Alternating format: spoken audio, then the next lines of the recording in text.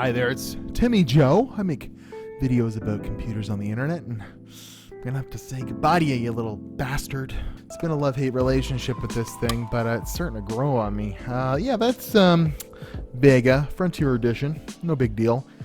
He's got to go back soon, and I wanted to say a proper goodbye and do a little final video on it, because there was some things I said in the original video that maybe I'd like to pull the trigger back on a little bit, and kind of just give you like a dealings I've had over the last week or so, editing with this, playing video games, doing a couple of things, as well as some quirks that popped up along the way.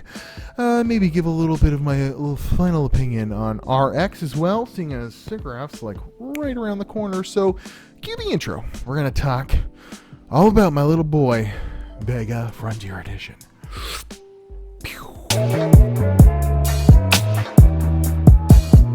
Whoa, okay. So, Vega, made some notes on a notepad. It's very professional around here. Basically, I've been using this for the better part of a week, and it's not that bad, okay? It's fast, for sure, okay? And especially for a lot of you guys that have, 1060s, 1050s, you're still on maybe an older graphics card like a 680 or a 960 or something like that. This is fast, don't get me wrong, but it's no Titan XP, that's for sure. And AMD's marketing on this has just been so weird. It's like they had such expectations and haven't been able to kind of swallow their pride and just admit that they can't get the new GCN and HBM to work well enough together to put out numbers like high-end cards can, from Pascal. But that doesn't have to be a problem as long as they just maybe admit it and price things accordingly, and then put the R&D into the new thing and make sure that one's good for once.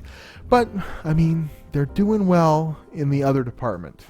CPUs are doing very well, especially with the launch of Ryzen 3. It's a good time for AMD, so this isn't gonna kill them. It's just a little minor setback for the fanboys out there, but RX is not going to be any faster than this. There's no freaking way, okay? Just get that out of your heads. It's going to have a little bit less, or half the HBM, and it might have some better driver tweaks and stuff by the time they launch it, but like, it's going to be the same freaking card, and there's no getting around that. And I think that there's two variants that are supposed to come out. One's going to be a water-cooled version. It's going to be like the Fury X and the Fury Nano and what have you, and whatever. So, hopefully the saving grace for this will be its price, which there are rumors that it's actually going to be expensive. Oh my god, I certainly hope not.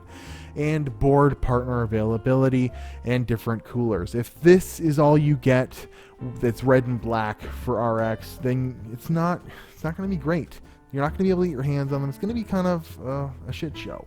But if they launch it and it's like priced at like a 1070 or maybe just a smidgen more, and there's a bunch of board partner MSI twin Frozer editions, it could do well, even with the power issues it has. So let's talk about power.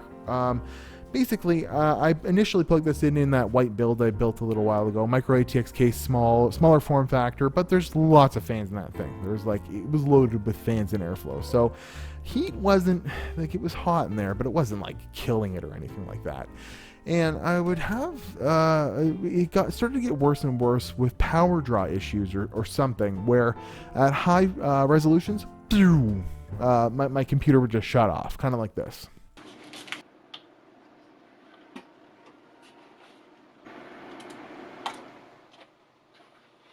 So FreeSync sent an image to the monitor, so that's why it's still on there. But my PC has shut off, and I can't turn it back on until I turn the power supply off for a little bit, and then turn it back on. So I don't know what is going on. I'm gonna have to get to the bottom of this. So that was just Counter-Strike, and I put it, at a high resolution, and it kind of depended on how long my computer had been on and whatnot. But in order to solve that issue, I actually moved all my whole computer over to a bigger case that had a different power supply in it, so I didn't have to rerun my cables. But the power supply that was in it was a 650 watt gold rated power supply. It should not have been an issue. Maybe that might be a little bit close to the edge, but come on, it should have run this no problem. And I haven't had a problem since with the 750 watt. Maybe my power supply is junk, maybe, I don't know, but I assume it's just that this thing sucks a lot of power, and you're gonna have to worry about it. If you get an RX and you're planning a build, like, count on getting a big power supply. It's like back in the day when a 550 watts not going to do it for Vega. You're going to have to go 750 watt. Like that's crazy. So that might have been an isolated issue with me, but I solved it by putting it in a bigger case, and I don't think it was a heat issue, because like it would have just thermal throttled if that was the issue. And the heat was up there, but it was still like 70, 75, 80 degrees, which it isn't much better in that newer case. So I don't think that was the issue. Some other issues I have kind of related to power. Coil whine like crazy. In certain applications, especially when I have the computer right behind me. Like check this out.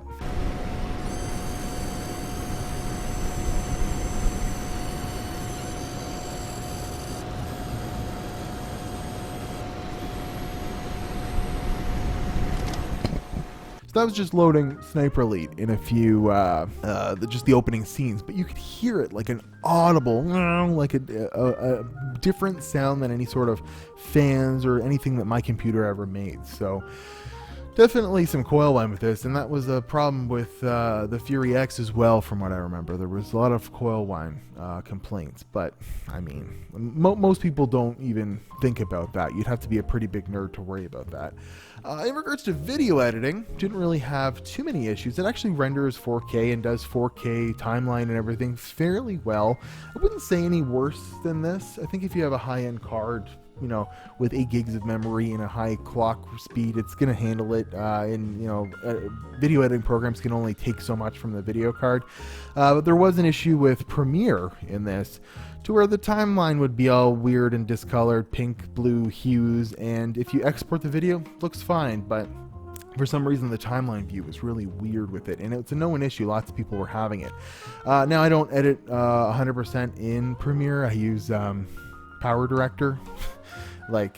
Because I've owned it for a long time, it's cheap, and I feel bad stealing Premiere, but I'm trying to migrate over to Premiere, and that pretty much put the kibosh on editing in Premiere. But it edited 4K no problem in Power Director, and wouldn't really say there was an issue there, so it can roll with the big guys.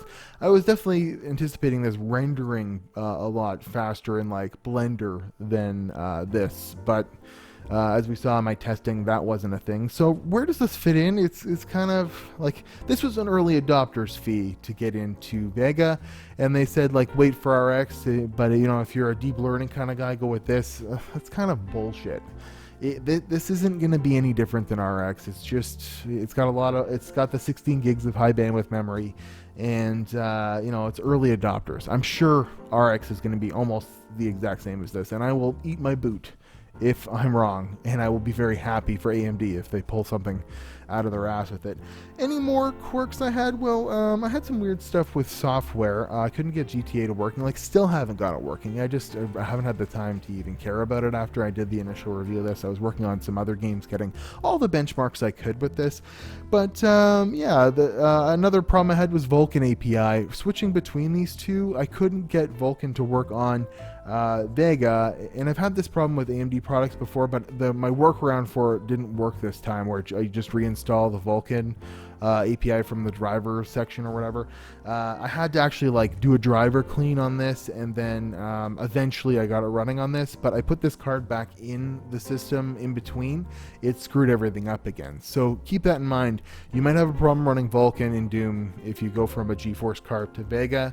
You might have to do some Twitter. I don't know. That might just be my thing too. So the other things, it doesn't hit its rated clock speed with that blower. I mean, we could talk about it at length, but yeah, the board partners and better coolers is going to be the saving grace for that. And if the best option is to get a water-cooled version from AMD, then they're going to be in trouble with this thing. They gotta have some of those like crazy awesome 1080 Ti triple cooler versions of this to really get the, you know, some of those like 7970 Asus direct CU coolers on this thing, because that'll really help out with getting the maximum performance, because there's some headroom in there that could be explored, especially if you like undervolt and do some cool stuff. But I do want to say lastly that this wasn't as bad as I made it out to be in the review. It's definitely a high-end card. It's definitely between the 1070 and the 1080. And if you're one of those guys coming from a lower-end card, or you haven't upgraded in a little while and you have the cash to buy this and you're an AMD fanboy and you just have to have it, you're not going to be that disappointed as long as you have a good power supply and you don't mind, you know, the heat that it generates. If you touch this during a heavy load, it could burn you. We'll just say that. But I'm going to miss it once it's gone, and I'll definitely look forward to getting my hands on RX Vega and comparing and seeing if I was right, if it's going to be exactly the same card, to see if Linus was right and, you know, all the other people. But because there is a lot of fanboys out there that are just, they have this notion in their head that AMD can't disappoint them again. But I have a feeling it's going to be like that time your dad doesn't show up to baseball practice and you find out he was drunk at the bar, too hot and with a blower cooler on him, and he just was too drunk to show up. I'm at WatchTimmyJoe on Instagram and Twitter, and I certainly hope that your father does not disappoint you. I will see you in another video. I make videos every day about tech and computers. It's worth hitting the freaking subscribe button. And as for you, little Vega, I'll go to your baseball games. I'll see you later. I'm going to package you up and I'm going to send you back.